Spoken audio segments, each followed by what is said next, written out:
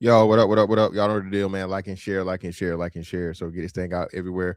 There's anywhere in the world you could be. So right here with me, the BABGOG, on a Tinfoil Tuesday. And with my man, Big Aaron, bro, in the building. Our resident astronomy expert. What's going on with you, bro? Nothing to it but to do it, usual, same old. Looking forward to yet another scientific conversation, science and physics and math. Yeah, man. Engineering, mathematical. Right? Indeed, bro. So last week, they had the orbit for the space station, right? I guess to prepare for the moon landing that they're saying I guess we're gonna actually do this time. I'm trying to find the thing. Let's see, was it Buzz Aldrin? Yeah, while you look for that, I'll offer a little bit of background. So if anybody remembers, the first moon missions back in the 60s were called the Apollo missions. Now the current moon missions are called the Artemis missions. And if anybody's into Greek mythology, Apollo and Artemis are twins, twin sisters, I believe. And the mission plans are kind of sort of following the same trajectory or pattern. First it was just send unmanned vehicle around, then send a manned vehicle around, and then land. So they had slated the next Artemis mission to be an unmanned landing. Oh, no. They were going to build a lunar orbit space station, right? Space station, yeah. That's what it's supposed to be. Yeah. Yeah, the Gateway International Space Station that was supposed to be in lunar orbit. They scrapped that as of March and have decided to create a base on the lunar surface.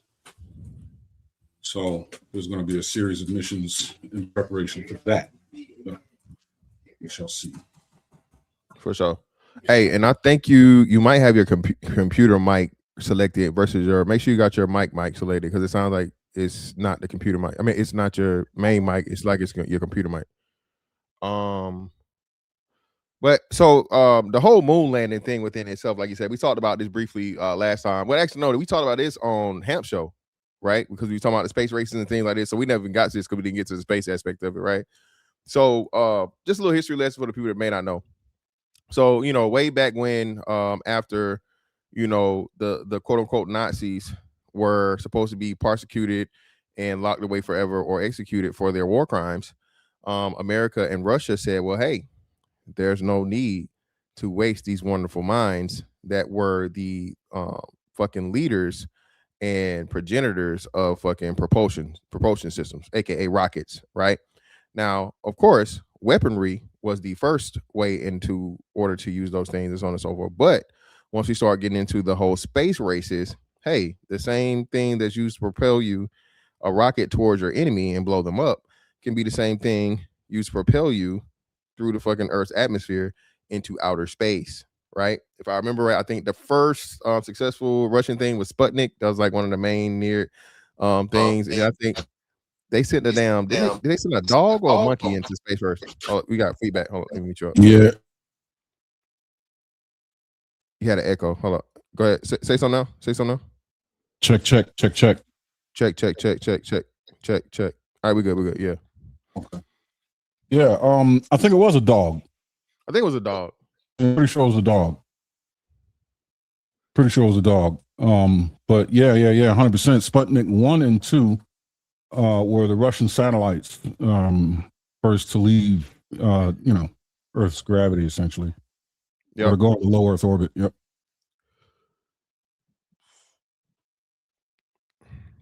And then, like you said, we get into NASA, which from a tinfoil aspect, NASA, the funding for NASA is really, really interesting, intriguing, and partially dark because that's also linked to the let's say the spoils of when Germany was defeated or whatnot, what have you.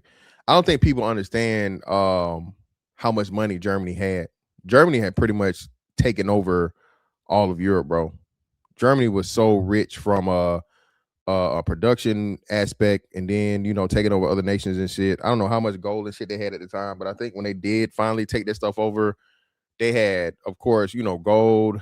They had works of art and things that was like, ancient shit that's priceless. It was just crazy, man. So when they finally, had taken Germany back over and started divvying all those things up to all of the different countries that were involved, yeah, bro, that money helped with a whole bunch of different things.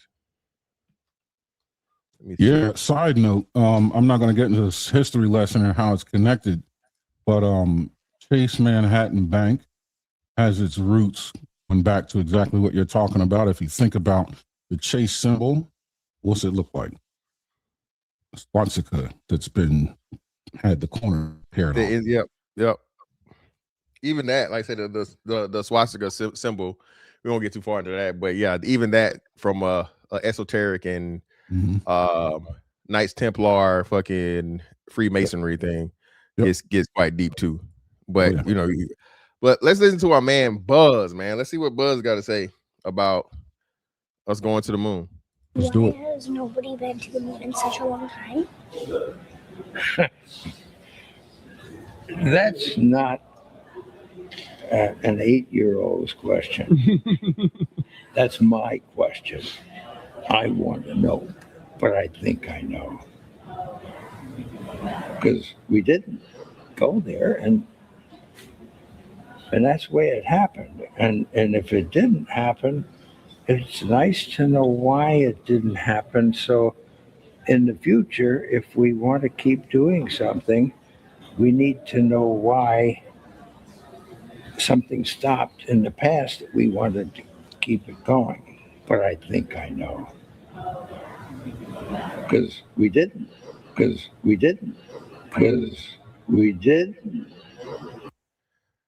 Now, one of the biggest controversies ever was the whole, did we go to the moon? Did we not go to the moon? And now this is where your expertise comes into. You're gonna drive the ship, as we say, right? Explain to people how and why it would be extremely, extremely difficult, especially back in those times. And I don't know if you saw the thumbnail, but we go into Marvel Comics and you look into it, even though they said it was a radioactive like sun thing or whatever that did it, the radiation that will be in the Van Allen belt will be very, very similar to the impact of what they're claiming it to be.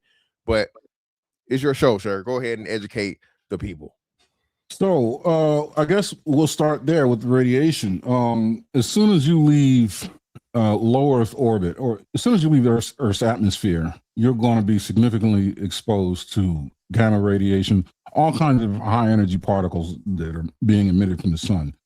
And when you leave not just the atmosphere, but low Earth orbit, you start to move away from the Earth's magnetosphere, right? And I've talked about that before. The Earth is pretty much a magnet, right? The center is iron, and it's spinning in one direction, which creates, a magnetic field. That's why we have the North and South Pole.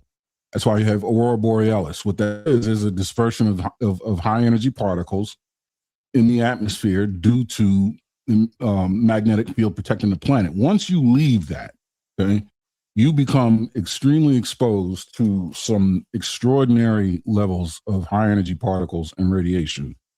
You just said it. I can't speak. Van Allen belt. Thank you. I'm thinking Van Halen, the band. No, the Van Allen belt. Exactly. So essentially, if you can get through that, that's pretty much like the point of no return. You are really seriously out at sea. Now, to send machines up there is one thing. You can communicate with machines, but there's still going to be a lot of background noise with a lot of radio communication. But to send humans up there, even if you were to lead line the ship that you're flying, right? You're not going to be able to create a barrier thick enough that can be deployed given the chemical rocket technology that they had at the time, right? The chemical rockets, the Saturn V specifically, was a very powerful rocket, but to be able to deploy that kind of a payload across a distance of about 238,000 miles is highly unlikely. It's highly expensive as far as fuel and energy consumption. Furthermore, the moon, like I said, it's 238,000 miles away. It's difficult to land on and then take off from. If it's going to require, right, a launch pad and a Saturn V rocket and breakaway fuel tanks and boosters to get there, then how can you get back? Now, granted, the moon is 1/4 the size of the Earth as far as volume and 1% to 2% of its mass. So you're gonna see a significantly less gravitational impedance in your ability to take off. However, it's still there, right? You still have to be able to launch and develop enough speed. Furthermore, when you launch toward the moon, you got to slow down, and it's not like a car. You don't hit the brakes. You know how to slow down? You got to burn fuel. Exactly. You got to reverse thrusters. You have to create a reverse thrust to stop down, and like you said, you're literally maximum fucking force to punch through the Earth's atmosphere and then get through the Van Allen belt. Right. And then, like you said, be able to have enough fuel reserves to slow down just enough to land. Because even though, like you said, the mass and stuff may be lower, it's still fucking a solid object. So if you go into the fucking moon, it's one or two things going to happen. Either the vessel is going to crush and fucking crumble upon impact. You know what I'm saying? Or like you said, it's just going to be this thing as to where how I gotta say this, a skipping stone. That's what I say. It'd be like a skipping stone. Right. Especially, like I said, understanding the technology that we had at that time. Right. So then we get into go ahead. No, speaking of skipping stones, so one thing that we do when we approach the Earth is we use the atmosphere to slow us down. Yep. In order to traverse between the Earth and the moon in efficient amount of time, you got to accelerate up to speeds of tens of thousands of miles an hour, right? When you're coming toward the planet Earth at 17,000 miles an hour, you got to scrub speed off. When you land, you got to be ready to be doing 0. So what you do is you come in at an angle, right, in relationship to the Earth, and you skipping stone essentially through the atmosphere and allow the resistance of the atmosphere, the mass of the atmosphere, to slow you down. The moon has no atmosphere. Exactly. So you really have to apply reverse thrusters. Nothing but thruster. Exactly. It'll be nothing but thrust too. And then too, Aaron, this is a first shot success. I don't think so. That's another thing. This has never been done before. All of this calculations and mathematics that we have theoretically, right? Right. For you to get that right the fucking first time and the only time, right? You got a better chance of hitting the lottery twice. Exactly. So there are also some other details about the moon that are a little more esoteric, but I think they're worth mentioning. Number one, like I said, the moon, as far as volume, is 1/4 the size of the planet, but its mass is only 1 to 2% of the planet. How is that possible? Why isn't the mass 1/4 of the planet of Earth's mass? What's that tell you? It's either hollow or made of some kind of foam. Something to be so light. Imagine you have a bowling ball that's solid to the core, and then you have a softball that's made of styrofoam. That softball is going to be 1/4 the size of the bowling ball, but a small fraction of its mass. In order for that mass to be equivalent, right, or to be equivalent to scale, that softball would have to be solid and hard, just like that bowling ball. It's not the same, but it should weigh 1/4. That's not the case with the moon. So that means it's either hollow or it's not. It's made of like some kind of foam, or very porous. I'm glad you said that, Aaron. I think they're saying it's either a new type of helium or lithium that's extremely rich on the moon's surface. Also, Helium that's another big reason that they're talking about, exploring that as a possibly, new energy source or whatnot, what have you, all those different things. There's so many things, and then too, like you said, right? It would have to be a different material than what we pretty much know it and understand, but at the same time durable enough to withstand, meteorites and things and all the stuff that collide with it, you know what I'm saying, within all, in space at all the times. So yeah, that within itself, and being able to withhold the orbit. Mm-hmm. Like Yes, said, bro, this is like when you really start thinking about it, this shit is beyond fascinating, because you have something like you said that's so light into comparison of the Earth itself, right? But with able to hold the orbit that it has, not be knocked off course or whatever from anything that may be from outside, despite having a very low gravitational pull itself, and then the effect that the moon has when it comes to water, tides, and things like that. yeah. So the moon is definitely a terraforming agent. If there was no moon, we would have 8-hour days. The tectonic plates would be cattywampus. There'd be mass flooding. The glaciers wouldn't exist. They would all have melted because the poles would not be in such a steady position. The poles, the Earth would essentially flip flop all over the place and constantly be exposed. Oh yeah, to sunlight. Right. Yeah, all kinds of fucking. The weather would be fucked. We'd have Especially 8-hour anything days. in the water. Yeah, exactly. The day would be 8 hours long. It would be insane. But one thing, I'm glad you said that you talked about impacts on the moon, stellar asteroid impacts and things like that. If you look at a lot of the craters on the moon, they are not they're not congruent with the way we know craters are formed. If you look at craters on Earth or on other planets, when a crater's formed, an object impacts and then it creates pretty much a hole that's just as deep as it is wide. Right? Well, on the moon, you'll see many craters that may be 186 miles long or wide, but only 5 miles deep. How is this possible? It should be a crater is about 5 or 10 miles wide, should be roughly 5, maybe 10 miles deep. Approximately, even if it's by half. If you have a 20-mile wide crater and a depth of 10 miles or even 5 miles, that's not a 186-mile crater and a depth of 2 or 3 miles. Furthermore, when you look at the floor of those craters, they're not convex, meaning they're not bowl-shaped. I mean, they're not concave. They're not bowl-shaped. They're convex. How can that be? How can the floor of a crater have a dome shape? That tells me also that there's something under the substrate. There's an interior shell, which is why the moon is able to sustain all of these impacts without having its orbit disturbed. It's the most stable orbit satellite in our solar system. All the other satellites of the other planets don't have the kind of stable orbit.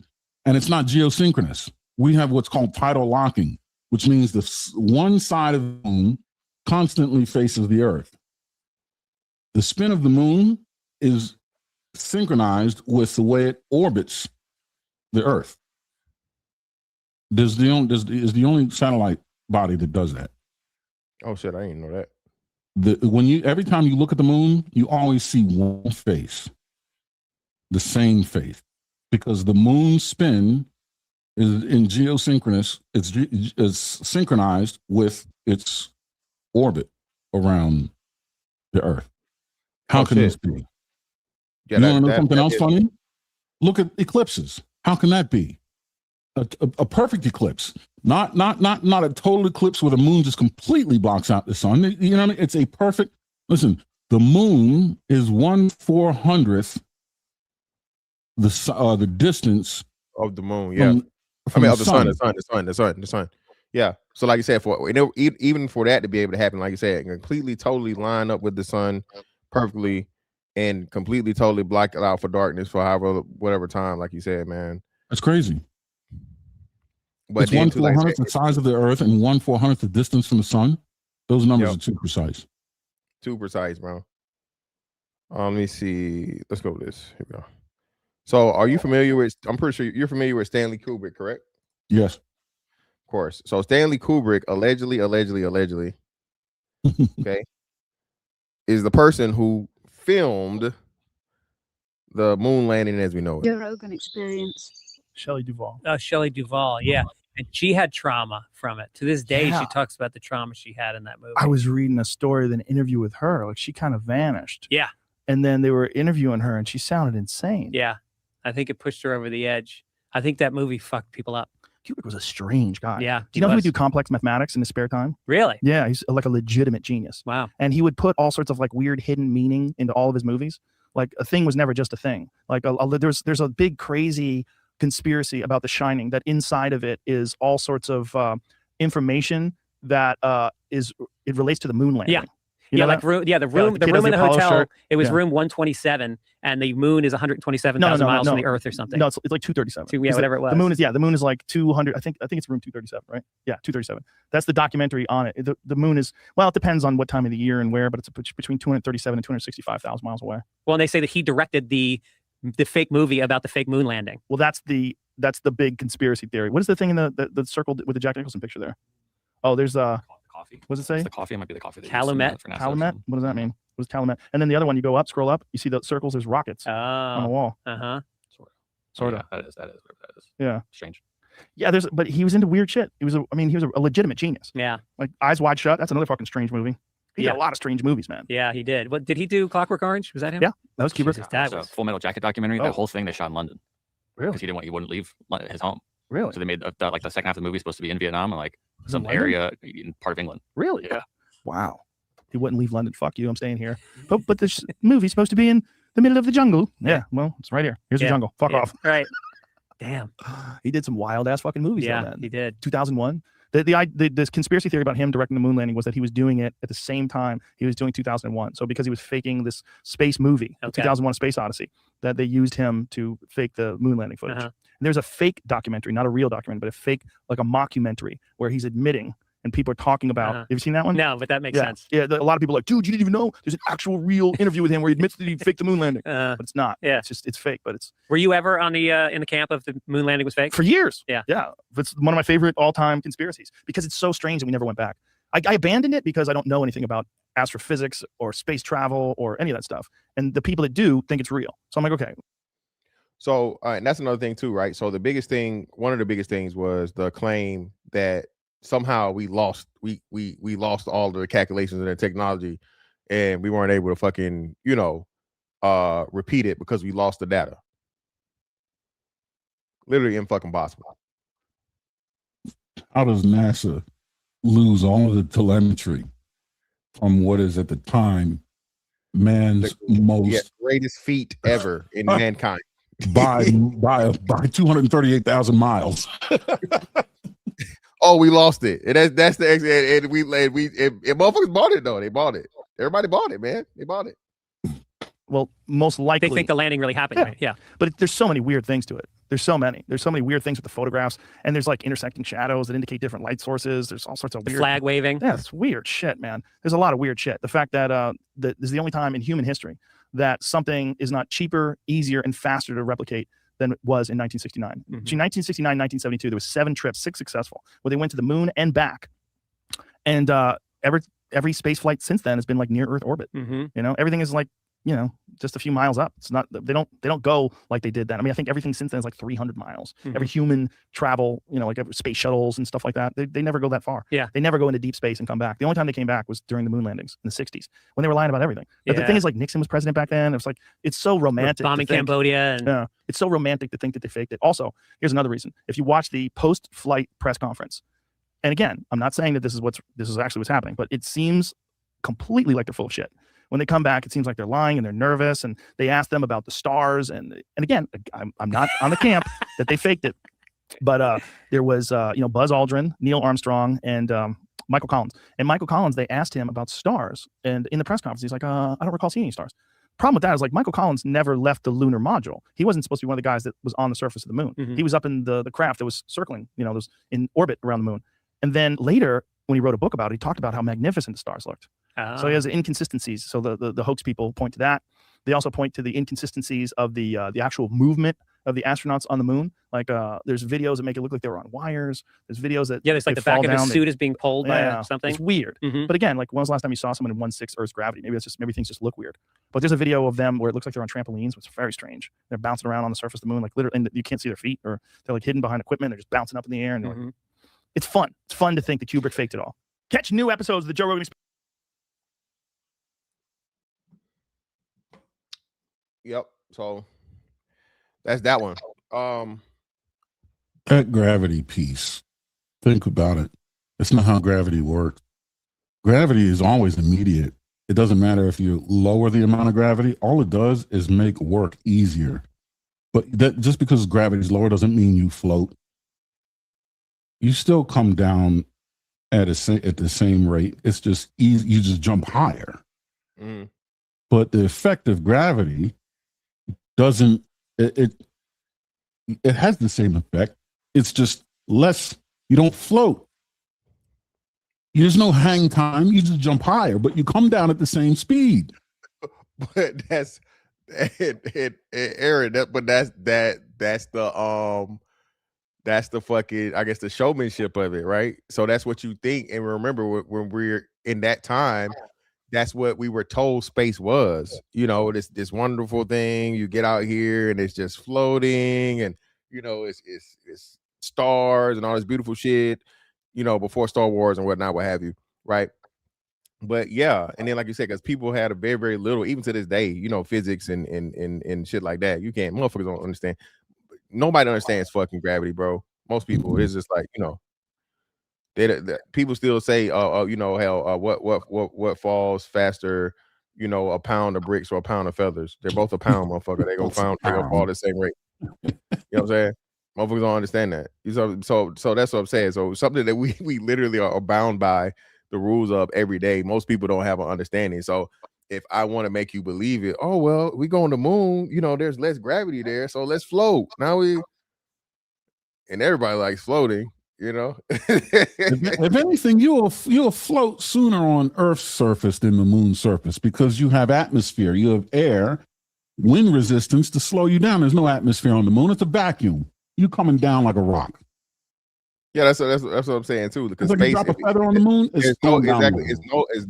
there's no atmosphere in space, and you have no fucking troposphere, all those different things, all those different layers to you know what I'm saying. You're literally like in space. It's the moon, space, right there. Yep. So like you said, yeah, you're in a vacuum. It's either one or two things. Either fucking you're gonna float off into space if you jump high enough, because the gravity, as you say, it is so little, so small, it's so ineffective. Or like you say, in a vacuum, you coming straight back down, because there is no air or anything to fucking, you know what I'm saying, to have resistance there. You're literally in a vacuum. A leaf does this dumb shit on Earth. Exactly. It's not gonna do that on the moon. Not in motherfucking space, bro. Crazy.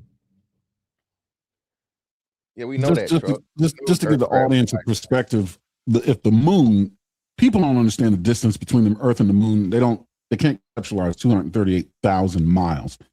So let's put it to scale. If the moon were a basketball, then if the Earth were a basketball, the moon would be about the size of a tennis ball, and it'd be 24 feet away. Scale that up to the size of the actual planet. 24 feet away. That's far. For a moon, a basketball and a tennis ball, 24 feet apart. Scale that up. Yeah. By hundreds of thousands. So yeah, that's crazy. Wild. Yeah, it's fucking wild. So speaking of space, so we had the orbit, the Artemis missions and things like this. So speaking of, right? So now we're getting into space travel, another moon landing, right? Or the first moon landing, however you want to look at it. And our boy Elon, right? So a lot of people don't understand, I guess, the last people had to be rescued. So Elon rescued the people that were in the fucking space station. I don't know how long, right? And I guess it wasn't really talked about it as much because people didn't understand it or they didn't know. But those astronauts that was up in the fucking International Space Station were trapped there because something happened. They didn't have the means to get it or whatever, so on and so forth. Fucking Elon sent the retrievable fucking rocket there to dock, get them there, bring them back home. Hey, everything went great. Cool, right? So now another feat that was never thought to ever be fucking possible. Retrievable rockets. Explain to people the fucking just ridiculousness of that fucking concept. Not even the concept now, that reality, but the concept to reality. Explain to them just how fucking magnificent that shit is, because most people don't understand it. Well, there's two things that are at play: thrust vectoring and balance, right? And maintaining balance against what balance would suggest you do. It's kind of like this: try to stand a pencil on its eraser that's not flat, and try to do that while running on a treadmill, solving a complex math equation at the same time. Sprinting on a treadmill and trying to get a pencil to balance on an uneven eraser, right? There's some people that can balance rocks and think they can find the center of mass and all that, and they can balance rocks and all these, but to balance a pencil, something light, right? And the way they're able to do that is to use thrust vectoring, which means they, like we talked about, slowing down to get to the moon, they're using the thrusters that usually put the rocket up as a way of controlling the descent of a rocket. Now, if you've ever seen a rocket, they're very liable to tip, especially coming down. Rockets usually go one direction. That's why they're pointy end. They go that way and that's it. They don't back up. But to get a rocket to descend through the Earth's atmosphere on its ass, so that the thrust is what's pointing in the direction of the rocket's motion, path of travel, is insane. You throwing a rocket in reverse. It's like pushing a shopping cart backwards at 100 miles an hour. You push a shopping cart backwards through the supermarket, you're gonna be crashing into everybody. You drive your car in reverse 100 miles an hour. See how that works. And then, like I said, on top of it, re-entering the atmosphere, all those different things, and not just fucking disposing of it. So before, you have the fucking propulsion aspect of it that had the most force, and then it would separate from it. It would crash into the ocean, and then they would retrieve it, pretty much scrap it, use it for metals and whatever, melt the shit down, and use whatever you could salvage. But having the same fucking rocket, bro, using that shit, go into outer space, go go through all the different fucking layers of the atmosphere, enter into space with itself. So that too. So I forget what the temperatures are, but temperatures there definitely below zero. I don't want to say Kelvin, close to fucking absolute zero. Not of course not absolute zero. Yeah, Kelvin. You're looking at like 4, 5, 6, 7, 8 degrees Kelvin, which is 400 below, 300 below. Yeah, like literally, what's the shit? What is it? Liquid nitrogen shit, right? Yeah, yeah. So you have an incredible. So now we get into the metals and things used to construct the fucking actual rocket itself, right? Because it's got to be able to maintain incredible heat.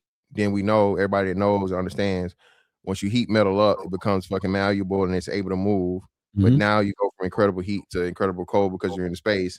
Then you have to go back from incredible cold to incredible heat again and maintain your shape, because if you get out of shape, now it's difficulty in different things. It affects flight, and it could cause crashes, or it could cause just complete and total degradation and explosion, as we saw earlier on with a lot of the Apollo missions.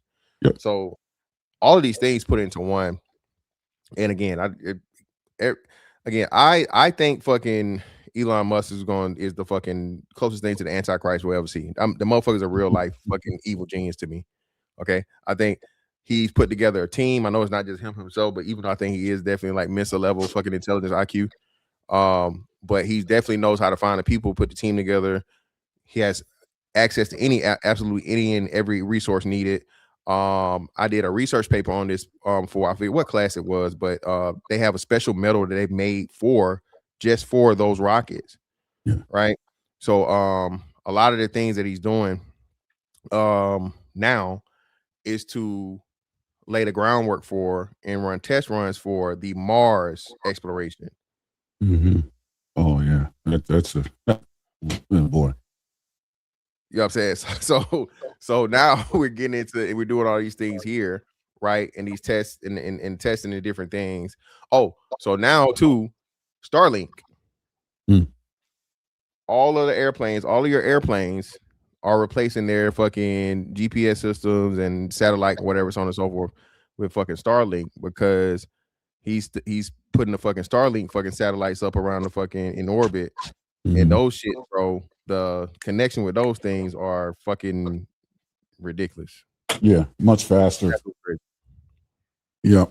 With the rocket thing, you had mentioned, just real quick, you had mentioned cooling and metal, heating and expanding and stuff like that. Do you know how rockets are cooled?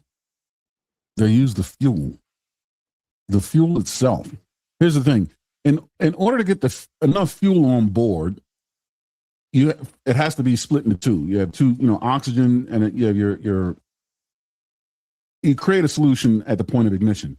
But both of those fuel sources are extremely cold.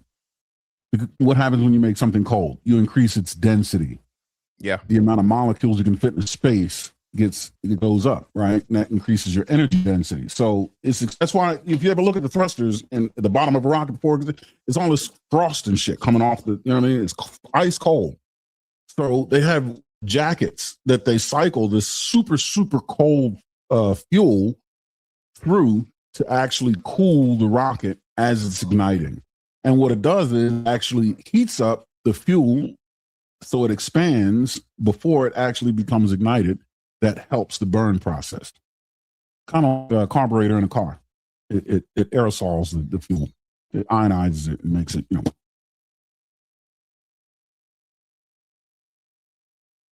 Artemis covered the dark side of the moon. I love Pink Floyd, yeah. I can't hear you. You're muted, I think. I'm muted. Yeah. What was the movie that album supposed to line up with perfectly? It was called Dark Side of the Moon. They I'm saying the wall. movie that it lines up with. Dark Side of the Moon. No, not Dark Side of the Moon. Damn. I remember this when I first started doing the tinfoil shit. I'm trying to remember. Wizard of Oz. They said I think it was Wizard of Oz. They say I think that's the one. I'm pretty sure the one they say like, so if you start Dark Side of the Moon with fucking the Wizard of Oz, it goes into perfectly like with all of the scenes and stuff. That's another big one. But we can do that with another day. Wow, I didn't know that. I'm pretty sure I think that's what it is. Wow. Was it Alice in Wonderland? I thought it was it might be one. I'm pretty sure it's Wizard of Oz. I'll look into it. Either way. Now, man, all of these damn scientists are disappearing. Mm-hmm. They done let the cat out of the bag. Aliens are real. All that good shit, right? But everybody know about the aliens seem to be motherfucking getting sent to our man.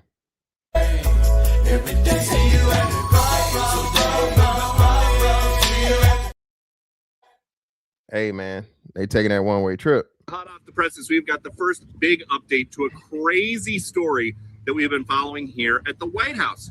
Yesterday, I asked the president about these missing scientists. So I don't know what the date this was. It's 1, 2, 3, 4, 5, 6, 7, 8, 9, 10. It's 11 now. I got the young lady that's going to be the last one. So missing, dead, missing, dead, missing, dead, missing. Scientists, and whether or not he thought that their disappearances and deaths were connected or random. He said he hoped random because it's serious stuff. Well, now we have learned from the press secretary that they are going to be looked at all as one. Listen to this on X. In light of the recent and legitimate questions about these troubling cases and President Trump's commitment to the truth, the White House is actively working with all relevant agencies and the FBI to holistically review all of the cases together and identify any potential commonalities that may exist. That is a huge update. Maybe there's something, maybe there is nothing, but a lot of people have questions about this. I asked about it because I started to get texts about this story from people who don't work in the news, don't follow the news. And thank you to the press secretary and the president for following up. So we got 10 people at that time. Let's see, we got here.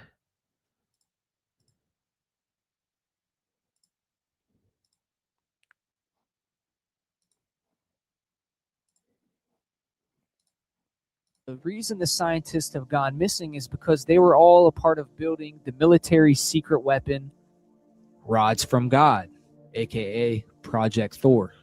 It's a satellite hovering in space with rods the size of a telephone pole, around 20 feet long and 1 foot in diameter. And it is made with one of the densest metals on Earth. It's called tungsten. Also, I do know that that metal has an extremely high melting point, allowing it to make its way through the atmosphere. It strikes with the force of a nuclear bomb, but has 0 nuclear fallout. It's all based upon kinetic energy.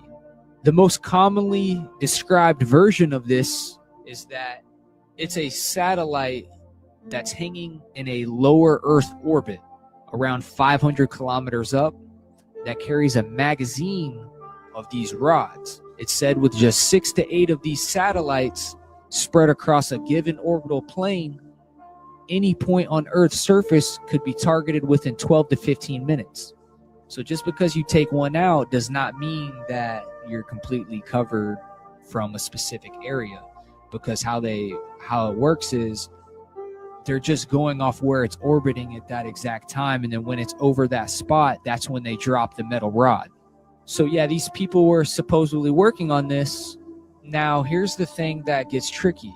Maybe do these people know this is about to be a rod of God warfare? Do other countries have this orbiting also?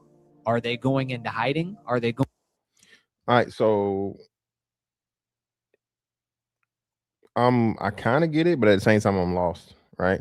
Mhm. So because if you're saying there's no actual explosive attacks or any type of ordnance, it's just a solid piece of metal, Mhm. that's not enough. That's not enough distance and force created to have like a meteor effect. Mhm. That would be the only thing, right? But that's not enough distance and force generated. Or am I wrong? Yeah. So great question. At that altitude, you absolutely can develop a whole hell of a lot of speed. And we don't know what propelled it out of its magazine, right? It's gonna have a running start. And Exactly. then as it careens towards the earth. And the way it's shaped, it's going to stand the atmospheric, the heat buildup from the atmospheric friction, right? And turning into plasma and all that. The fact that it's tungsten and the shape of it, right? The broad side of it is not going to be what's exposed to the atmosphere. It's going to be the narrow end. So even if you do degrade some of the material, let's say you only lose 1 or 2 of the 20 feet, but it's still going to accelerate. And with the density and weight of tungsten being impacted by Earth's gravity like that, and you fire it out of a magazine first, it's going to carry a lot of kinetic energy. If you took 1 grain of sand and fired it at planet Earth at the speed of light, do you know what happened? Go through the fucking planet. No, Earth would cease to be. Oh shit! It would destroy that. It would destroy the Earth. Listen, that's how kinetic energy works. It's not just the mass, but it's the velocity. Yeah, the velocity. That's speed. That's speed. Speed kills. Like I said, Energy. Energy is always transferred. It's never dissipated. Exactly. So you're talking about the speed of light. Yeah. So yeah, that's crazy. Damn. 1 grain of sand carries the energy. That's like firing the moon at us at 1,000 miles an hour, right? When you take into account the loss of mass that 1 grain of sand has, you make up for in energy Yeah. by the velocity. So with these rods from God, they are very massive and they're going to be coming down with quite a bit of energy. You know, quite a velocity. Mass and velocity equals energy. Yeah, that's the first shit they come up to. Rods from God is a theoretical kinetic bombardment weapon system involving tungsten rods, roughly the size of telephone poles, dropped in orbit to strike targets at speeds exceeding Mach 10. Damn. They There you offer go. high non-nuclear deep penetration damage with minimal detection, no fallout, acting like tactical nuclear weapons on impact. However, the concept is largely hindered by extremely high launch costs and immense technical difficulties regarding guidance and accuracy. Okay. And then too, like I said, it is a magazine thing, so it wouldn't just be one; it would be several. So that would be hella fucking damage. Going in bunkers. Now, a perfect example to get a visual on how this works. There's a G.I. Joe movie that showed an example of this weapon and how it works. I'll play the clip. Now you're looking at an advanced weapons system we call Project Zeus. There are 7 Zeus satellites orbiting Earth. Each satellite contains 10 hollow platinum tubes filled with a tungsten rod. Zeus satellite 1A approaching London. Oh shit! Revelation of the method. I don't even remember these G.I. Joe movies, but yeah, damn. Ordnance live and loaded. Awaiting drop authorization. Now to direct a rod to its target, we don't launch it fire. Satellite 1A, we have remote launch authorization. 3, 2, 1, drop.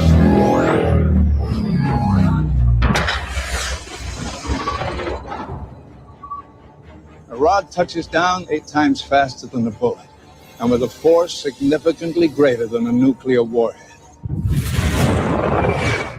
None of the fallout. All of the fun.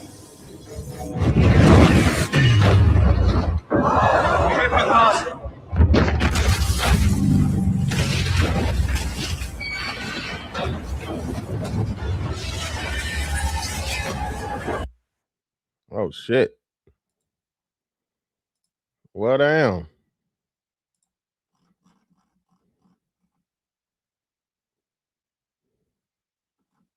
Yeah. Yeah, that would fuck some days up. Kinetic energy, man.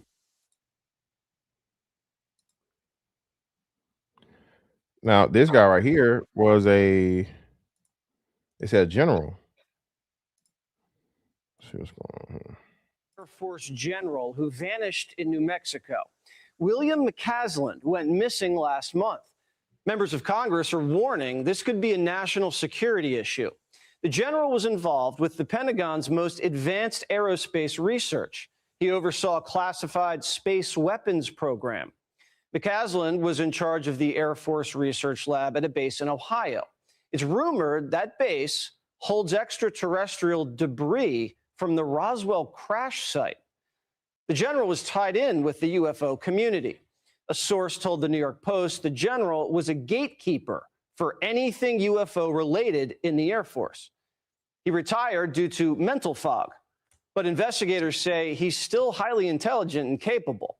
McCasland was an avid hiker. His wife last saw him leaving with a backpack and a .38 revolver. No phone, no glasses. He disappeared 6 days right after Trump announced he was releasing the UFO files. And he's not the only one. 8 months before the general vanished, a rocket scientist who worked under him years ago also went missing. She was hiking in California with 2 other people. They saw her smiling and waving 30 feet behind them. When they turned back again, she was gone, vanished in plain sight. They searched for days and couldn't find any trace of her. This is a very, very strange situation. And 11 days before the general disappeared, another scientist was shot dead on his porch. Carl Grillmar was known for discovering signs of water on a distant planet. He was gunned down in California. Freddie Snyder was later charged with his murder. He has a rap sheet, but was let out of jail by a Newsom-appointed judge weeks before he allegedly killed the scientist. We still don't know his motive. MK Ultra fucking assassin.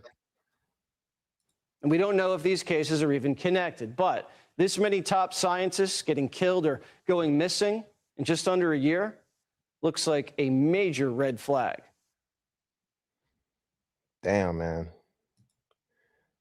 They told us all these damn years there were no UFOs, and now they give you the proof of the UFOs or acknowledge it, and all the people that are attached to the information are either dying or disappearing.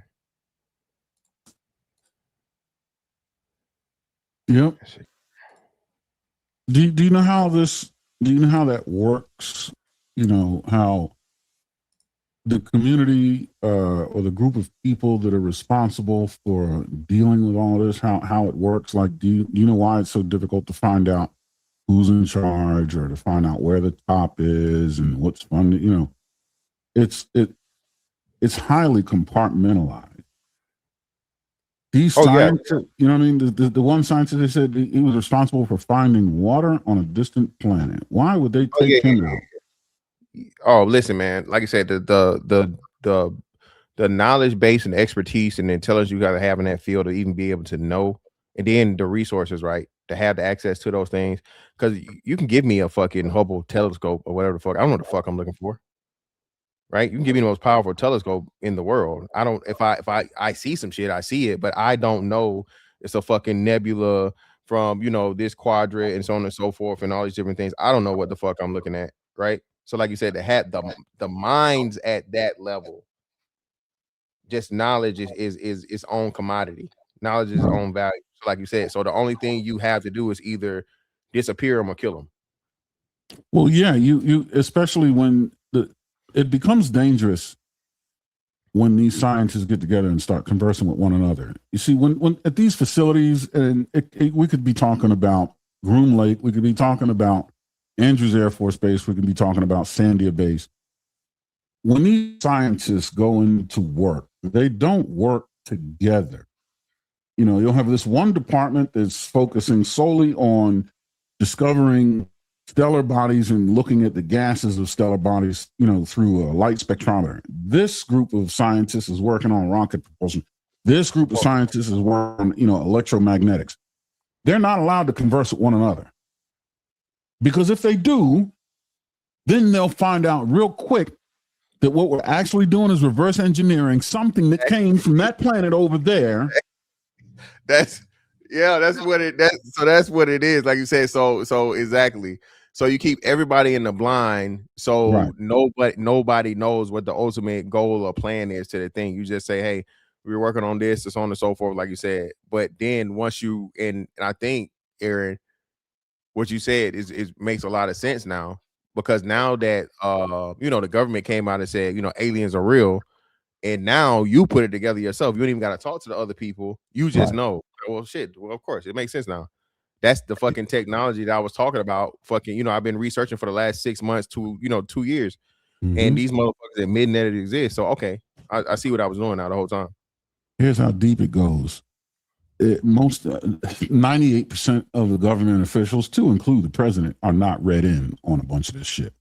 Oh hell no. They're not read in at all. Oh yeah, no. Yeah, it's people don't even understand that, Aaron. Like you know, the CIA and a lot of these what you call like G15 classified or whatever, they're like secret things that the president really don't fucking know about. And if he finds out about them, he might get JFK'd. Yep. Because it's far beyond just, you know, the United States government. This is global shit. Yep. Right. So then you get the other hidden hand that comes into it as to where, you know. And that's why I say Elon, I don't trust that motherfucker, bro, because he's definitely locked in with everybody. Elon just controls too much of the world. But this right here is the latest and greatest. This is the last young lady to be added to the list. It's been independently discovered 4 other times. He said it has been suppressed every single fucking time. And he said, I don't think they're going to suppress it this time. He said, I think you're in the clear. He said, they obviously know about you because I've had multiple, both protective and threatening interactions with various agency affiliations, whatever. He was like, if you haven't had a US government agent come to you and say, stop, shut the fuck up, stop, shut the fuck up, If that hasn't happened, they're gonna let you do it. They're waiting. There are SSP motherfuckers that are fucking twiddling their thumbs. Like, is Amy not gonna publish soon? God, we've been influencing this bitch forever. Doesn't she know we want her to publish? Jesus. Like, there's multiple people doing that right now. And on the other side of the fence, there's multiple parties looking at each other like, didn't we tell this bitch 3 years ago that we kill people for this? Well, damn. Shit. Is she not listening? What is she doing? She's still doing it? What? We told her we were going to kill her 3 years ago. So I have these two different scenarios floating constantly in my life where I have people being like, do it, do it, do it. You're the one, do it. And then I have multiple people being like, they're going to kill you. Don't do it. They're going to kill you. Well,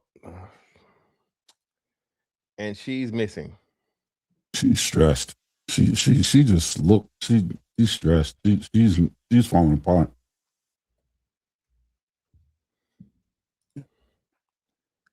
That's another thing too. Oh shit. Does she have a thing? Is this her? Hold on. No, that's somebody different. I'm trying to see. Is that really her? I don't know.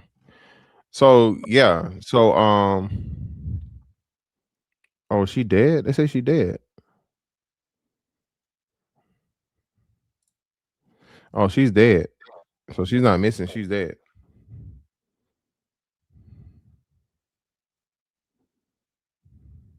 Oh yeah. So hey.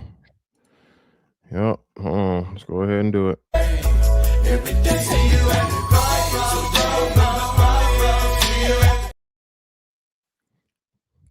Oh shit! And this is what she was working on. Let's look at this.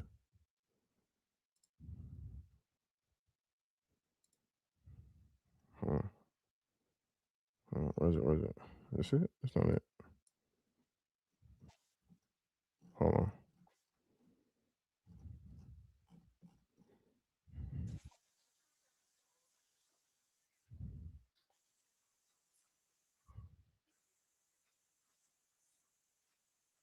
Hold on. Let's do this. You're not gonna play it all because shit long as shit. But hold on. She's talking about. Here we go.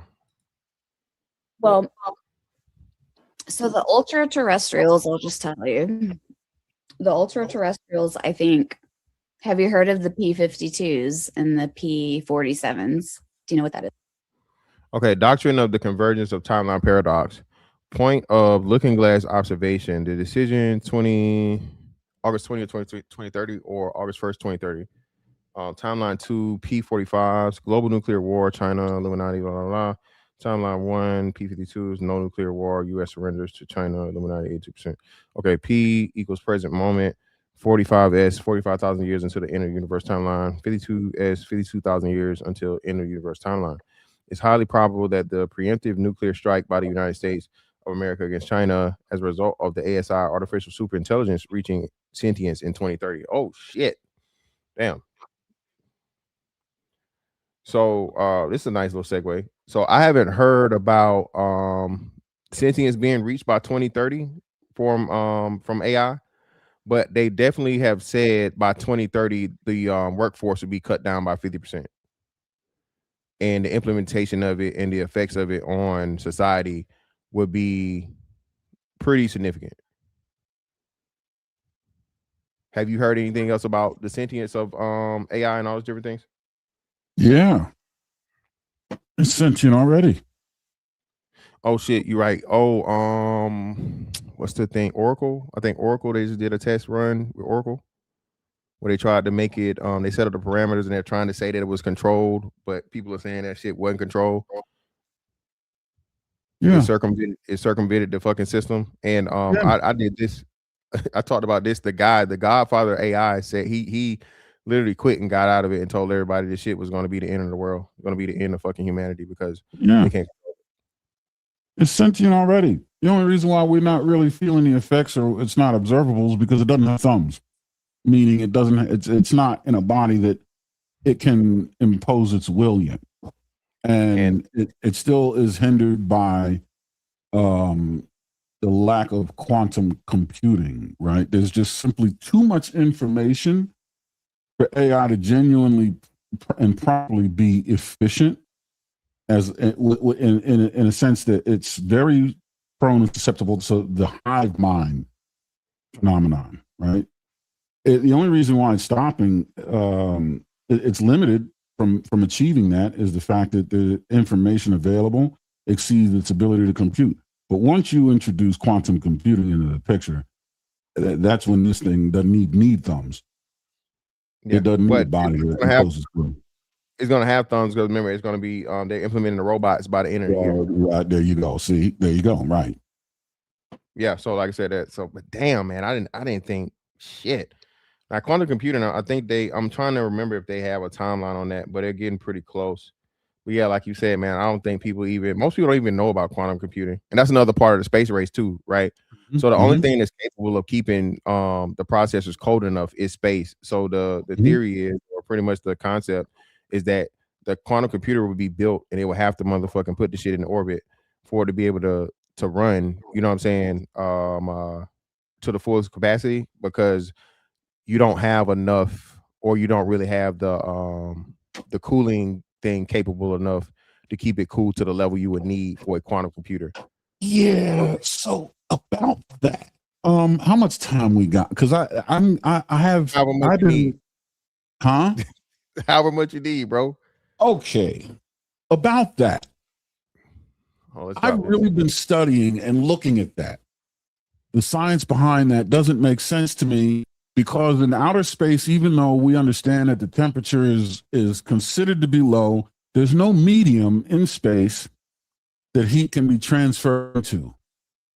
It's a vacuum. It's not as though it's floating in a medium of coolant that's at a certain temperature. It's just the temperature of space is what it is because it's the absence of energy, heat energy, because of the vacuum. But there's no medium. Essentially insulated by the vacuum. So whatever heat, it's going to have a hard time being dissipated. There's no heat exchanger. Got you.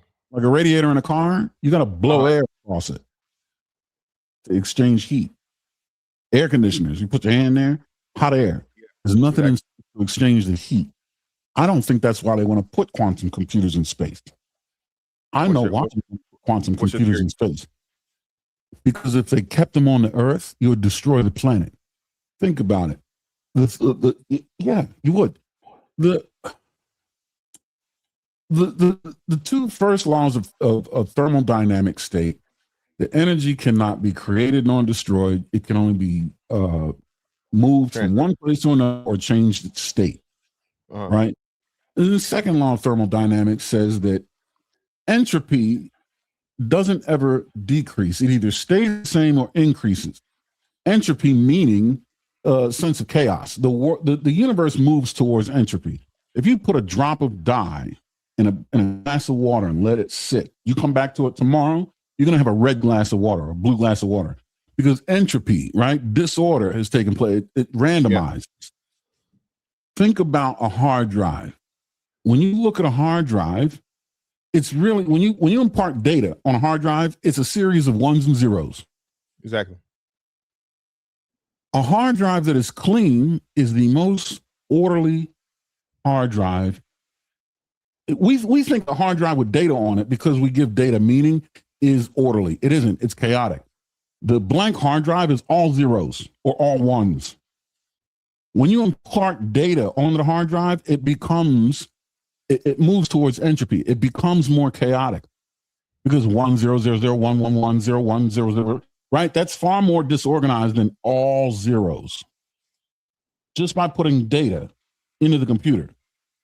So since we know entropy either stays the same or increases, if you put data into a computer, you're increasing entropy. If you delete that data, you can't decrease or move away from entropy. So when you delete data, it has to leave the system and go out into the universe as what? Energy. If energy can't be created nor destroyed, only move from one place to another, when you delete data, where does it go? You can't move backwards away from entropy.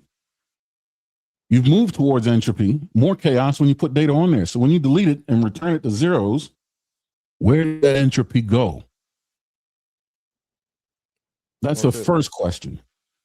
Second question, now that we know data can be looked at as energy, information can be looked at as energy because it behaves the same way as energy, according to the second law of thermodynamics with entropy. What do we know about energy? It's the same as mass. E equals mc squared. Energy equals mass times the square of the universal constant, the speed of light. Mass and energy are interchangeable. So when you put data into a hard drive, you're essentially putting math into the hard drive. Because when you clean up, when you delete the hard drive of all of its data, it releases energy. So what was it while it was in the hard drive? It was mass. It wasn't energy. Energy is what was released. Now that you have mass in a hard drive, what happens when you can keep adding data? The mass starts to grow inside the hard drive.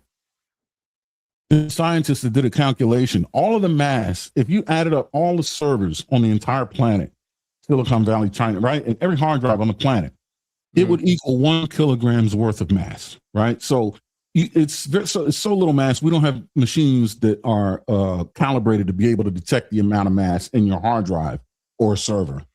But if you added it up, you would find that there's 1 kilogram's worth of mass in data on the planet. Now, we are gaining data at a rate of 25% per year. Is a parabolic curve in data creation, right? That means in 340 years, you're going to have a moon's worth of mass on the surface of the Earth. We see what the moon does with the Earth. It changes tides. It takes our 8-hour day and turns it into 24 hours. So imagine if you took the moon and distributed the mass of the moon all around the Earth. You know what's going to happen? Every single catastrophic event that's known to man will happen at once. Tidal floods, volcanoes, tectonic shifts, earthquakes. You're going to have these gravity wells in these data centers where everything, knives, forks, your computer, your microphone is going to start flying toward those data centers. So they got to put it in outer space. You'll rip the planet apart. Here's the thing. You know how they talk about dark energy and dark matter? Yeah. When you put this data, now that we know data can be the equivalent of mass, when you put it on a hard drive, you can't see it. If you open up your computer, you can't see the mass. What's that sound like? Dark matter.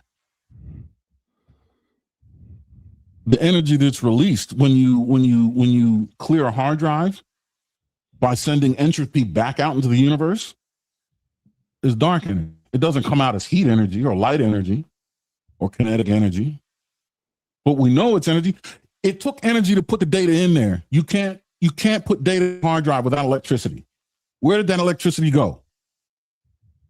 When you plug the computer in, okay, there's going to be photons of light coming on the screen. We can account for that energy, and heat and sound. But the actual energy that's used to put data on a hard drive, you have to plug it in, and you have to encode data onto the hard drive using electricity.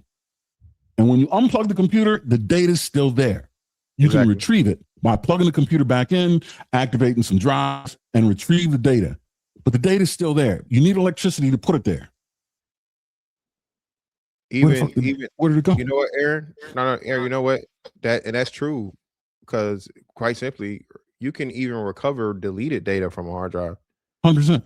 So you're right. So yeah. So even in deleting it, it isn't truly deleted. And now we're 100%. seeing this ever more so evidently in quote unquote, once something's on the internet, it's forever on the internet. Right? So damn shit. It behaves like energy, can't be destroyed. Yeah. Once it's there, it's forever. Now here's the thing. Where was this information that was created? When you encode information onto a hard drive, where are you getting that from?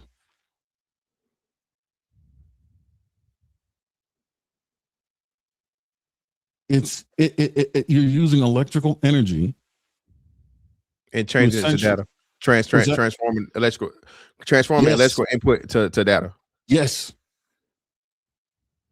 And it ends up being stored not as energy, because you can touch a hard drive that's been unplugged and everything, and you're not going to get shocked or anything. It's not like a capacitor that's holding on to electric energy. It's not hot. It's not holding on to heat energy. It's not heat sink.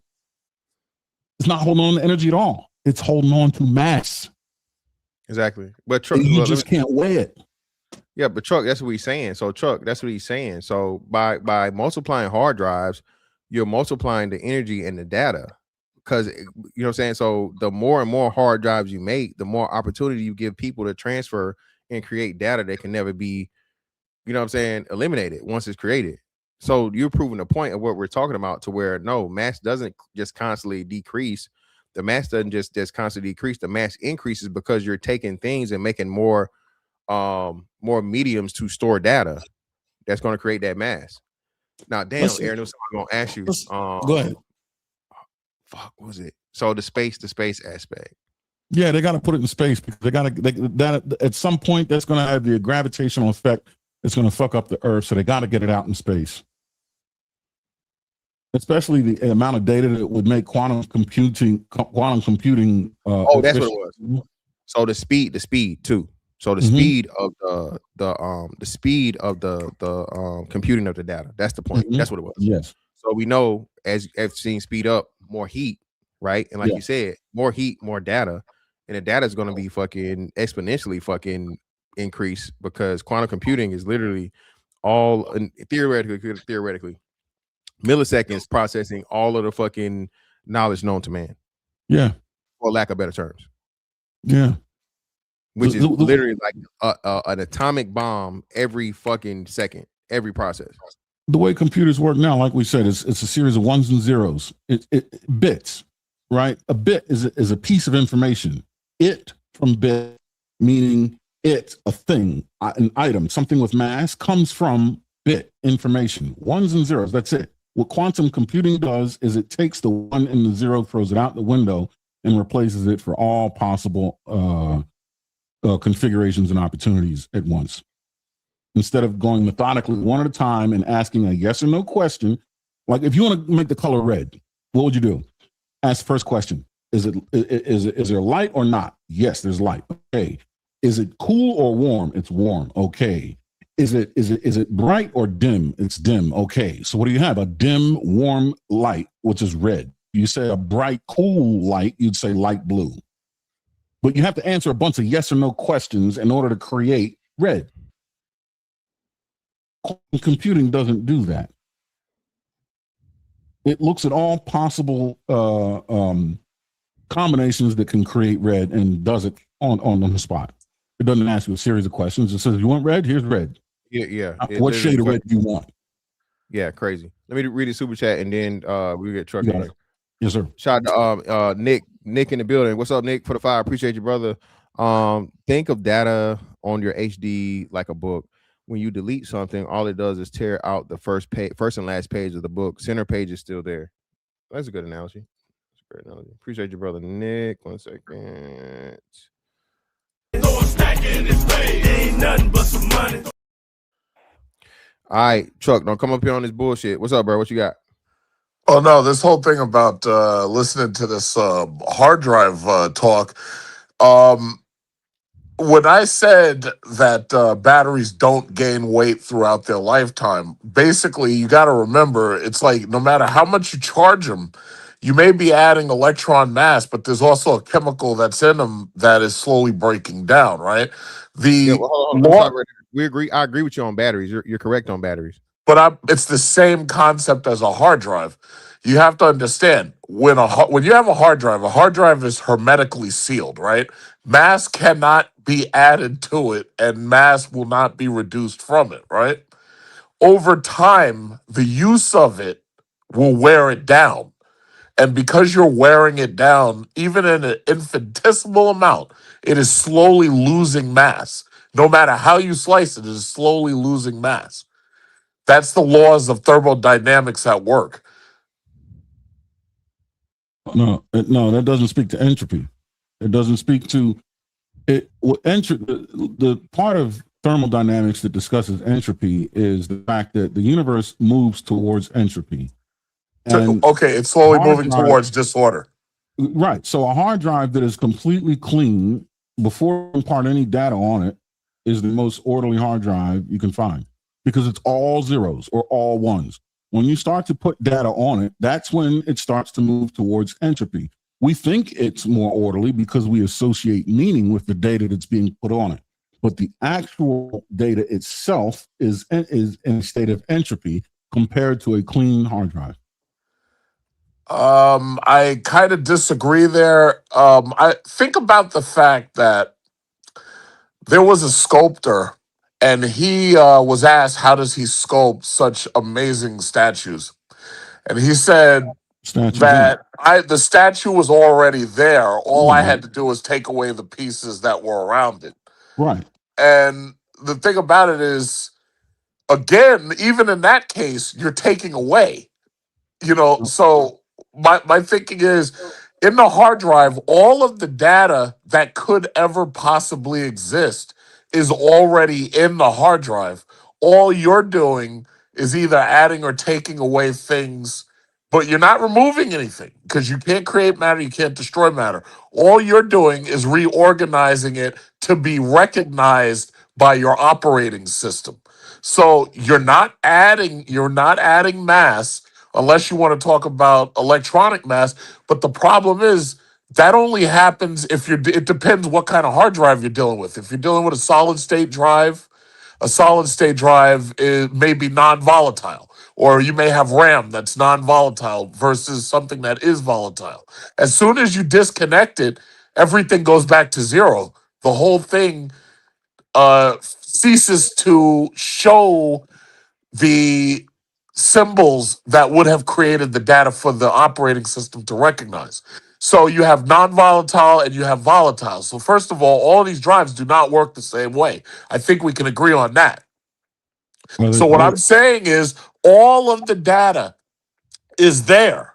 It's just that it's not organized in a way that your operating system can translate it into a code that you understand. Like for example, the Big Bang. If you believe in the Big Bang, right? The Big Bang basically says that there was a singularity and all matter in this universe was compressed into that single point, and then for whatever reason it expanded, right?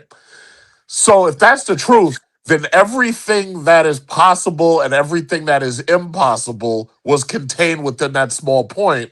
It's just that in our perception, we see it or we don't see it because we can see it or we can't see it. Because there's things that we cannot perceive. You understand what I'm saying? No. When you say singularity, do you know what that essentially says?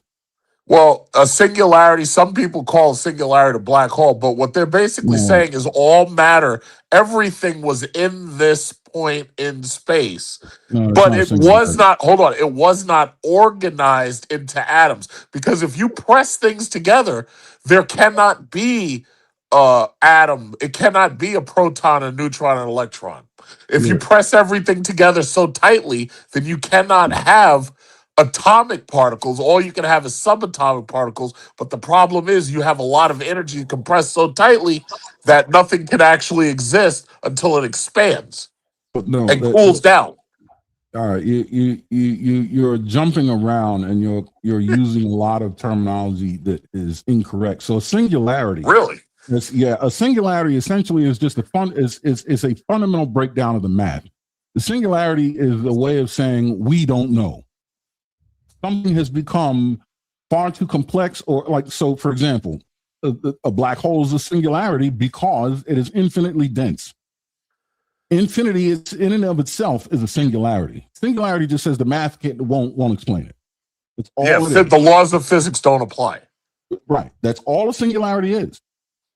So, and now when you're saying that if you compress something down to a point where atoms can't exist, what you're saying is you would have to remove all of the space that exists within an atom. Do you know how much space exists in an atom? Like the amount of space No, between well, electrons. hold on. But by you even mentioning black hole, because keep in mind, I didn't say black hole, I said singularity. But keep in mind, in a black hole, supposedly, because the black hole's gravity is so strong, the atoms can't exist themselves. Like, for example, there's a neutron star, right? Supposedly, if you compress an atom, the protons and the electrons cancel each other out and become neutrons. You do So it it again. is possible for you to compress matter to the point where the matter itself can't exist because it doesn't have enough space to expand and cool. That's the whole logic behind a neutron star. No, Now, black you hole. did it again. Wait. I gotta cut you off. You did it again. You missed the fact that I asked you a question. Well, no, I'm explaining something because you used the word black hole. I didn't. I said singularity. I only said you black did hole say as an black hole. You did example. say black hole Yeah, first. you definitely did. You definitely said And I black only hole. used it as an example of a singularity because of its infinite density. But that's not the point. Do you remember the question I asked? Nope. You see, it's difficult to follow you in the conversation if you going to neutron stars and things like that. Again, is you're taking concepts and terminologies and you're not bringing them to full fruition, right? Oh no, I'm sorry. The you're question going- the question that you asked. No, it sounded like the question that you asked. You said, "Do you know how much space is there in an atom?" That you and my point is, it doesn't matter how much space is in an atom because you can compress it so much that you can actually force protons and neutrons, protons and electrons together to become neutrons. If there was enough gravity, it can be done. So it doesn't matter how much space there is. What I'm saying is that in a singularity, all things exist. Wait. You can't say it doesn't matter because I'm the one asking the question. You can't invalidate the question if you don't understand the purpose behind the question. But no, what I'm saying is, even with your question, the amount of space doesn't matter. Because if a black hole has the ability to crush matter to that point, or even a neutron star has the ability to crush matter to that point where you can fuse things together, then the amount of space between two opposite things or two different things, it doesn't matter anymore. See, that's the problem. If you're gonna wait. You're moving. You're doing it again. You're going to places making presuppositions without slowing down and having a conversation, right? You're saying it doesn't matter. You're saying it doesn't matter.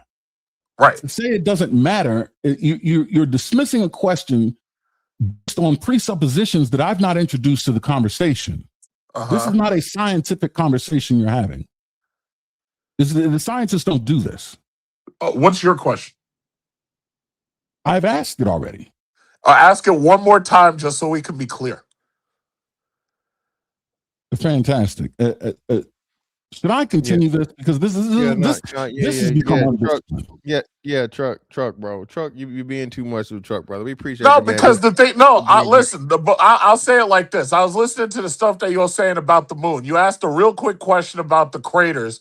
Now, I actually have a degree in geology. So the bottom line is, on the moon, if you strike through the surface deep enough, you cause lava flows to happen. Now, Earth doesn't have it the exact same way because we actually have an atmosphere. So we don't get craters as deep on Earth, and they get filled by other things. They get filled by atmosphere, they get filled by water, but we don't have craters happening where you actually have lava coming out of the planet. So my only thing is, you're saying this stuff, but you're moving past it like so quickly until there's a lot of stuff just getting left out. Wait. You're saying that the craters in the moon are deeper than what would be found on Earth? Absolutely. And the reason why is because the strikes are harder. The atmosphere on Earth. Slow down. What did I say about the craters on the moon? You said that they were wider than they are deep, I believe. I could go back in the video. Precisely what I said, which is absolutely observable. So how can that possibly be? If that's the case, how are they deeper than what's found on the Earth? If they because of the lava flows. Than they are deep. Because of the lava flows. If you strike through the crust on the moon, keep in mind the moon does not have the protection that Earth does, for one. So that means that the craters are what? I've already gone through that. Yeah, but y'all just jumped right past it. So it's like when I'm listening to this stuff, I'm listening to this. What volcanic activity is on the moon? The moon, you do realize the moon has tectonic activity the same way the Earth does. It has Well, lava. You know that, right? You can't answer a question with a question. I ask you what volcanic activity. Let me mediate real quick. All right. So what he's saying, right, and this is theoretical at this point, Truck, because it hasn't happened in estimatedly 100 million years ago, right? So it's saying that you have proof of volcanic activity on the moon at some point in time, and it's only 15% of the surface, but it hasn't occurred in over 115 million years. When you say it hasn't occurred, what is it? The volcanic evidence or any volcanic activity. No, there is volcanic activity on the moon. Well, I'm not refuting what you're saying. I'm just saying the earliest form of it would be 120 million years old. Okay, but it's there. Yeah, but what we're saying is currently within our lifetime of existence, there's no proof of that. And But that's within our lifetime. We how many times have we been to the moon? How many times have we landed on the moon? How many times have we done geologic processes on the moon? The answer is zero. So just because you don't actually have the physical evidence, the mere fact that there are other we have other observable things about the moon. Yeah, I'm agreeing. So, Chuck, this is what you're saying. We're all saying the same thing. So even the volcanic activity you're talking about is observable. It's not physical evidence because we've never been to the moon. We've never been there to collect it, right? And what we're saying is within the time of us knowing it and our current ability to do anything space-wise or dealing with the moon, it's none that's active. But we know for sure that, like you said, and what to Aaron's point, that the moon has definitely been impacted. So even though let me just say this. We can't actually say that there's no physical evidence because we actually have collected moon rock samples. So the moon rock samples themselves are evidence of volcanic activity. Our problem is we're not easily able to just get them and look at them. How old are these moon rock samples that indicate volcanic activity? I'm sorry, what did you say? Yeah, what's the age of the moon rock samples is what he's saying. What would the moon rocks that you're talking about, would they be younger than the 120-year time frame that we're being given for the activity? Is what we're asking. Well, the moon rocks that they had picked up now, because some of y'all don't believe in the moon landing, but the moon rocks that they picked up, they claimed were between 1.9 billion and like 4.5 billion years old. Now, 4.5 billion is the accepted age of the Earth. 4.5 or 4.6 is about the accepted age of the sun. So that's even further than what we're given. Truck, you're saying billions of years. We said 120 million. So still, what we're saying is that even though you and everyone agrees, we all agree that the moon is constantly being bombarded with shit from space, be it motherfucking meteors, be it whatever, right? What we're saying is, and especially now, since we know we have the ability to clearly see and witness, right, if there would have been a volcanic activity, that there has been none since since the ability to fucking explore the moon and see it and all these different things, so on and so forth. This is what we're saying. Well, but here's my question: how can you accept some of the evidence but not the rest? What part of what are you saying? I'm confused. Do you believe that we have moon rock samples here on Earth that are from the moon? I believe it's possible to have moon rock samples because of parts of the moon breaking off, possibly, and being motherfucking coming down to the moon. I don't believe we collected none. No. So that's part of. See, that's my problem, because if I want to point to the moon rock samples and I accept the fact that the multi-trillion-dollar government program went to the moon and brought moon samples back, but you don't believe in the moon samples, that's kind of an impasse. Well, it's not an impasse. I'll give you credence. I'm either way it goes. I'm not refuting your information. I'm treating it as if you're correct and the moon shit happened. Be it fucking they picked it up, or be that it fucking drifted to the fucking made it through the atmosphere and it was collected on fucking the Earth's surface itself. Right. What I'm saying is your information still coincides with what we're saying as to where it still has not happened and has not occurred since space observation has been possible, is what we're saying. You said a billion years, bro, and we're saying that in fucking NASA or fucking what's name gives you the point of 120 million. So either way it goes, what we're saying of in any recent times, bro, there has been no volcanic activity. That's all I'm saying. Okay. And just like my understanding for even here with volcanic activity, you have some volcanoes that go fucking dead after so long. So I mean that could be the case, especially we talking billions of years. So who knows? But yeah, and especially but either way. But appreciate you coming up, bro. Okay. Oh, and by the way, I understand what you're trying to say about no current moon activity, but one thing you got to remember is the reason why they have dark spots on the moon versus light spots is because they have a difference in basaltic rock versus granitic rock. Now, Earth, our continents are made of granitic rock because they're less dense, so they float above the basaltic rock.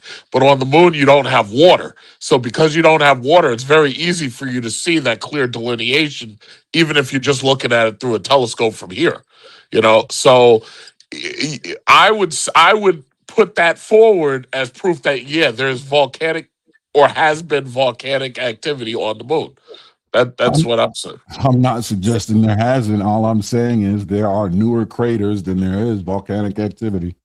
Yeah, that's all we're saying, bro. We're not refuting that. We're agreeing with that premise. What the premise you're not accepting is we're saying that there's clearly been craters created after the time frame that you're giving and that we're giving for the volcanic activity is always No, absolutely. But all I'm saying is you have to remember there's a lot of things that happen, especially when something strikes at a high speed like that. There's a lot of heat. There's a lot of energy that is created. And because of that energy, we here on Earth, we don't even have enough science to study or observe long enough to be able to honestly say exactly what's happening on the moon. That's all I'm saying. Yeah, I don't agree with that though. I You don't agree with that? No way. Because like I said, because we have telescopes and we have visual things to prove that or to take witness of it, be it satellites in space or be it telescopes from here. A telescope doesn't tell you how much energy something hits the moon with. Yeah, I'm not refuting the energy part, but but what you're saying would be the volcanic activity. So the molten rock that would come from that, you would definitely be able to tell if and when it was to happen. Don't you agree? Well, okay, yeah, I could agree with that. Yeah, that's all I'm saying. If it happened right now, because initially when I come up, I was that whole thing about the hard drives. No, as far the hard drives and the batteries, as these things exist, they are slowly losing mass. That's batteries again.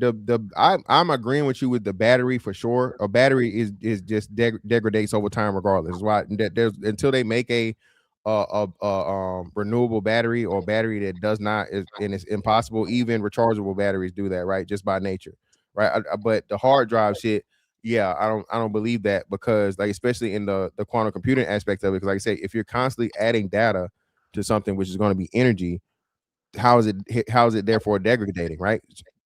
Truck, you got motherfucking hard drives that are older than me and you that still running to this day, bro. Because what is etched on them in a way that is recognized by whatever operating system you're using. It's like you're not taking, or I should say, you're not adding mass to the drive. You're just changing the surface of what is being read. So, because you got, and again, the hard drives all work a different way. Solid state drives don't work the same way hard drives do. Hard drives don't work the same way tape drives do. There's slight differences in how they store data. We got you, but still, Aaron's analogy of data being energy, and if you're constantly adding energy to something, at some point in time, like you said, that's going to become, especially, you know, that's what I'm saying, because you're it's a transfer of the energy to, you see what I'm saying? But keep in mind, when you add energy to something, you slowly wear it down. No, Yeah. no. Yeah. No. Name something that you add energy to that does not slowly wear down. Wire. Wire? Yes. Wire breaks down. No, not Chuck. No. When you add electricity to copper wire, do parts of it not eventually start to melt? Do parts of it not, like when you smell the burn? No, Chuck. No. See, no. So now you're in my wheelhouse. So certain electrical anomalies that occur, if a short or something happens that's not a natural thing, yes, then that will cause the wire to be destroyed or degrade. Okay. When you heat it up, right? When you heat it up, right? Yeah, but no, this is naturally heated up. What I'm telling you, Chuck, is that the wire is graded for a certain thing. If you have let's say a surge of energy or something that's without the parameters, that's not the same as degradation. Wire don't just break down like that, bro. Wire doesn't. So if that was the case, then we would never need to replace wire. The mere fact that the wire is there. No, you're not listening, Truck. You're not listening, Truck. The wire either breaks down because of physical interference with the wire, meaning you break it or I break it, or the energy exceeds the fucking limitation of it.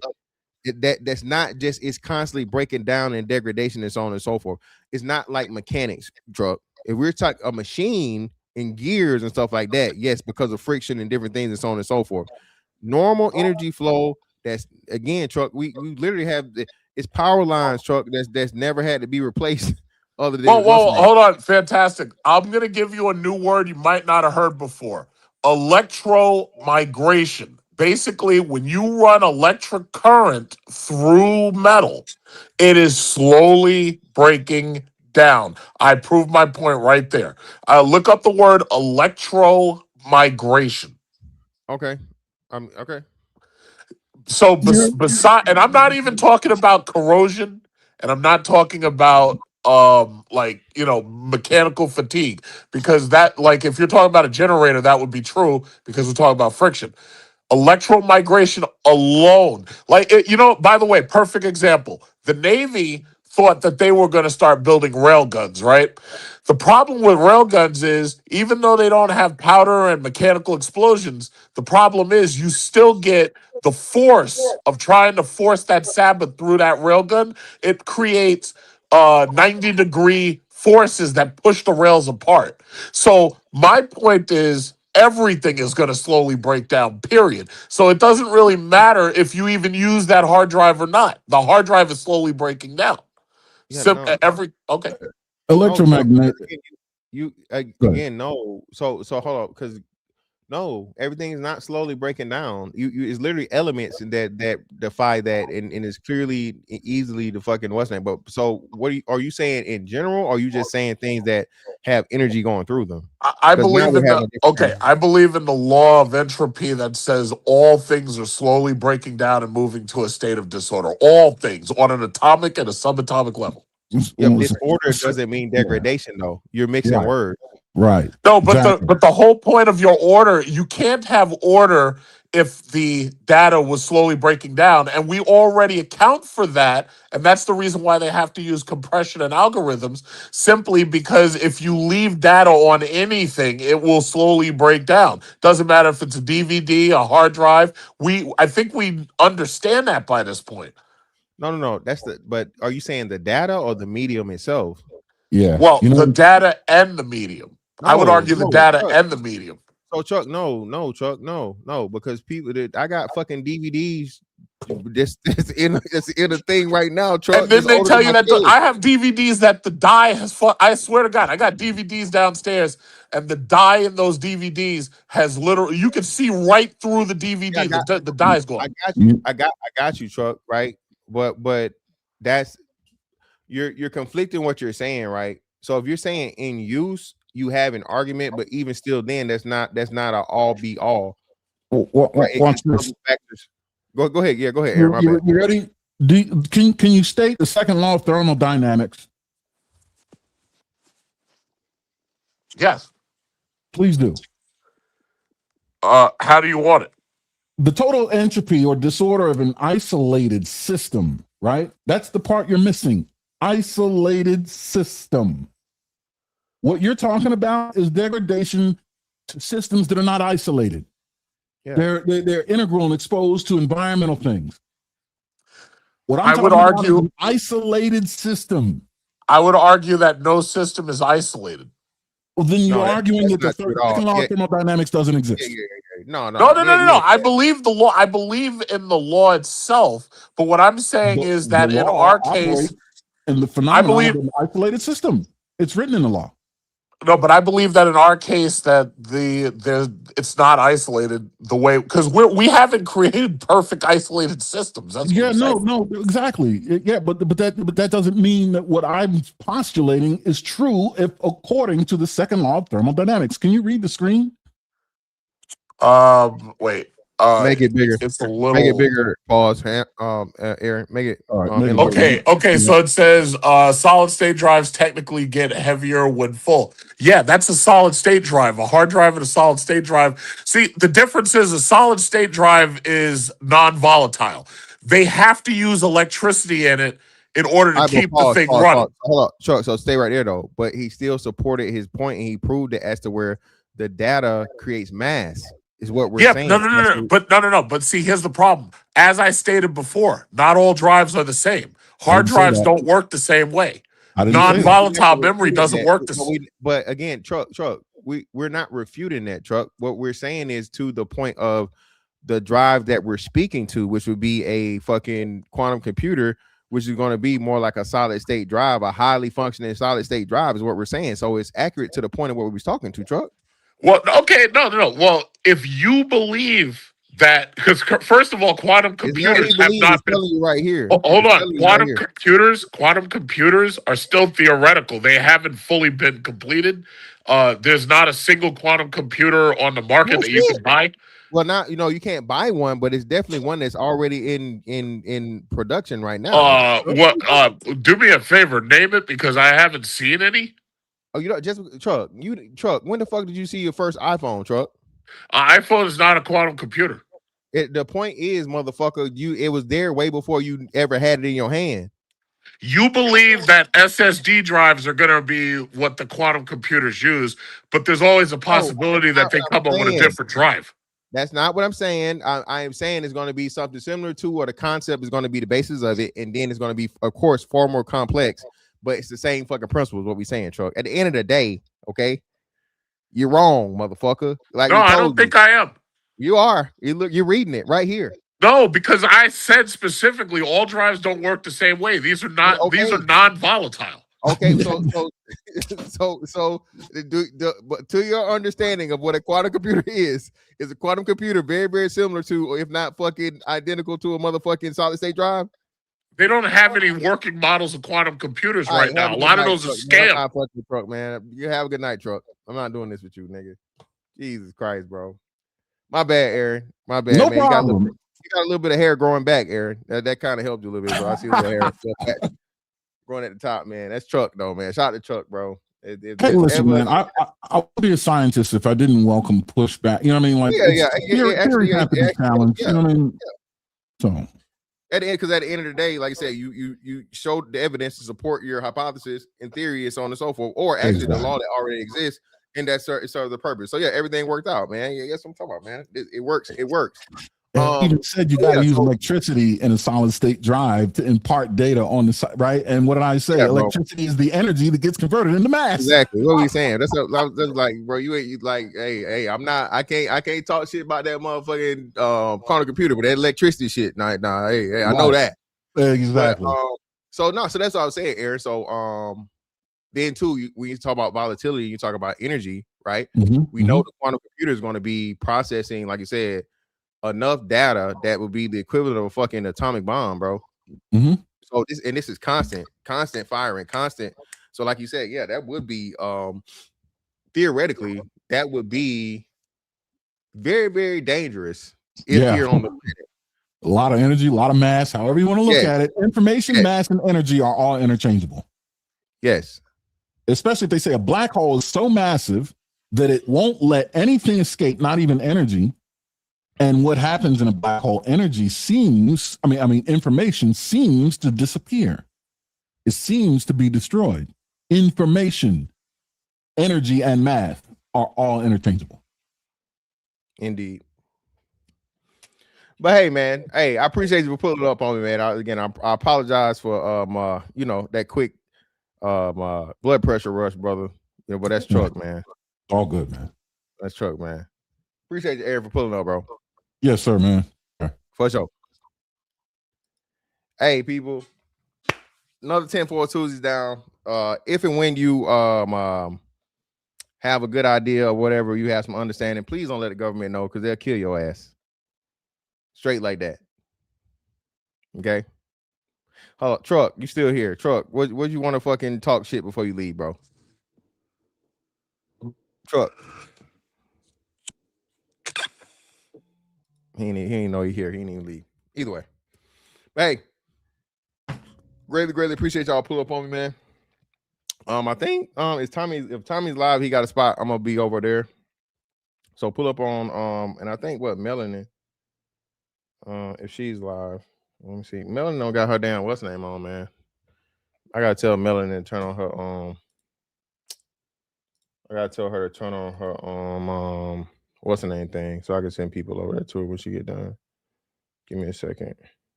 What y'all think about the thumbnail, bro? Killing his thumbnail shit. All right, killing his thumbnail shit.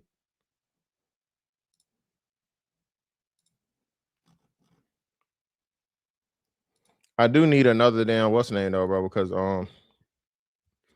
they be having too many fucking restrictions, bro. Too many restrictions. Yeah, that shit. She not on the thing, but I'm pretty sure she on the other thing. But whatever, fuck it. Well, anyway, man. Hey, Mr. Fantastic 824 on all social media platforms, man. Make sure y'all like, comment, share, subscribe, and hype the video. That's that on that one. We'll catch you on the next one. Holla, we out.